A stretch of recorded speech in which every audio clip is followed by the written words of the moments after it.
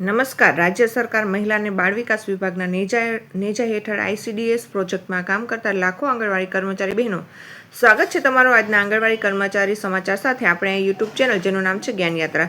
તો Gujarat high court division bench 20 August 2025ના રોજ જે ઐતિહાસિક ચુકાદો આપ્યો છે તે અંતર્ગત ગુજરાત સરકારને જે છે તે રાજ્ય સરકારને હાઈકોર્ટ દ્વારા આગામી 6 મહિનાની અંદર જે છે તે કાર્યકર બહેનો 24,800 અને તેડાગર બહેનોને 20,300 રૂપિયા નવું માનદ વેતન જે છે તે 1 એપ્રિલ 2025થી કરી આપી એરિયત સહિત રકમ ચૂકવવાનો જે છે તે ઐતિહાસિક ચુકાદો અપાયો છે. ત્યારબાદ તમામ કહી શકાય દેશની તમામ જે આંગણવાડી કર્મચારી બહેનો છે તેમના વિવિધ પડતર પ્રશ્નોને લઈ જે માંગણીઓ છે, જે આંદોલનો થઈ રહ્યા છે, તેને નવો પ્રાણ આ ઐતિહાસિક ચુકાદા બાદ મળ્યો છે. ત્યારે ગત રોજ આ રાજ્ય સરકારની હાઈકોર્ટ દ્વારા પણ આંગણવાડી કર્મચારીઓના પ્રમોશનના નિયમોને લઈ અને મહત્વનો ચુકાદો અપાયો છે. જાણીશું આજના વિડીયોમાં આપણે વિગતવાર કે આંગણવાડી બહેનોના પ્રમોશન કહી શકાય પ્રાથમિકતાના ધોરણે જે ટ્રાન્સફર દ્વારા છીણી શકાય નહીં તેવો મહત્વનો ચુકાદો કઈ હાઈકોર્ટ દ્વારા આપવામાં આવ્યો.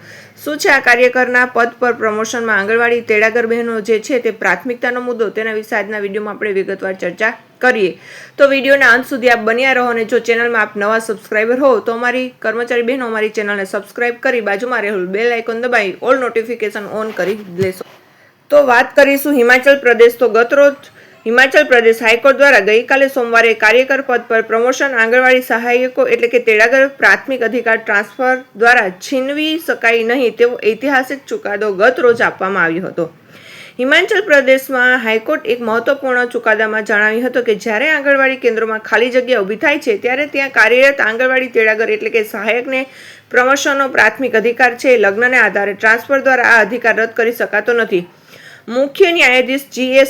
સંધાવિયા અને ન્યાયાધીશ બિપિનસિંહ નેગીની બનેલી ડિવિઝન બેન્ચે ચુકાદો આપ્યો કે લગ્નના આધારે ટ્રાન્સફરની જોગવાઈનો ફક્ત ભલાણાત્મક છે, ફરજિયાત નથી. તેથી તે સહાયક એટલે કે તેડાગર પ્રમોશનના અધિકારને અસર કરી શકે નહીં. અરજદાર એક સહાયક લગભગ 24 વર્ષથી કાસ્પો ગામના આંગણવાડી કેન્દ્રમાં સતત કાર્યરત હતા.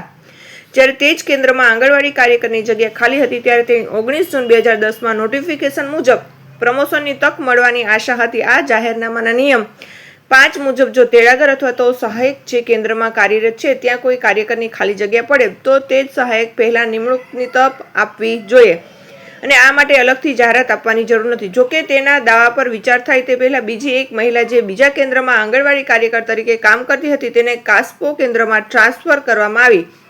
આ ટ્રાન્સફર લગ્નના આધારે કરવામાં આવી હતી કારણ કે તે મહિલા કાસ્પો ગામના પરિણીત હતા. આનાથી નારાજ થઈને સહાયકે હાઈકોર્ટ અરજી દાખલ કરી અને સિંગલ બેન્ચ જજે તેમના પક્ષમાં ચુકાદો આપ્યો, જેમાં જણાવ્યું છે કે તેઓ 24 વર્ષથી એક જ કેન્દ્રમાં સેવા આપી રહ્યા છે અને જો કોઈ જગ્યા ખાલી પડે તો પ્રમોશન માટે વિચારણા કરવા માટે તેઓ હકદાર છે. ટ્રાન્સફર થયેલી મહિલાએ આ નિર્ણય સામે ડિવિઝન બેન્ચમાં અપીલ કરી હતી કે અને દલીલ કરી હતી કે નોટિફિકેશનના નિયમ 4 હેઠળ જો કોઈ આંગણવાડી કાર્યકર બીજા કોઈ સાથે લગ્ન કરે અને ખાલી જગ્યા ઊભી થાય છે તો તે તેના પતિના રહેઠાણના સ્તરના આધારે ટ્રાન્સફરની વિનંતી કરી શકે છે. ડિવિઝન બેન્ચે નોંધ્યું છે કે હતું કે નિયમોમાં 5 હેઠળ કેન્દ્રમાં કાર્યરત સહાયકને પ્રમોશનનો પ્રાથમિક અધિકાર છે. લગ્નના આધારે ટ્રાન્સફરની જોગવાઈ જરૂર ફરજિયાત નથી પરંતુ માત્ર ભલાણાત્મક છે. કોર્ટે કહ્યું કે પદ ખાલી હોવાથી સહાયકને પ્રમોશન માટે વિચારણા કરવાનો અધિકાર પ્રાપ્ત થયો છે અને ટ્રાન્સફર ઓર્ડર દ્વારા તે અધિકાર છીનવી શકાય નહીં. હાઈકોર્ટ એમ પણ કહ્યું હતું કે 24 વર્ષની સેવા પછી સહાયકને વ્યાજબી અપેક્ષા હતી કે જે તે જ કેન્દ્રમાં કાર્યકરની જગ્યા ખાલી પડે તો તેને પ્રમોશન માટે પ્રાથમિકતા આપવામાં આવશે. આ અવલોકનો સાથે ડિવિઝન બેન્ચે અપીલ ફગાવી દીધી. સિંગલ બેન્ચના નિર્ણયને પણ માન્ય રાખવામાં આવ્યો હતો.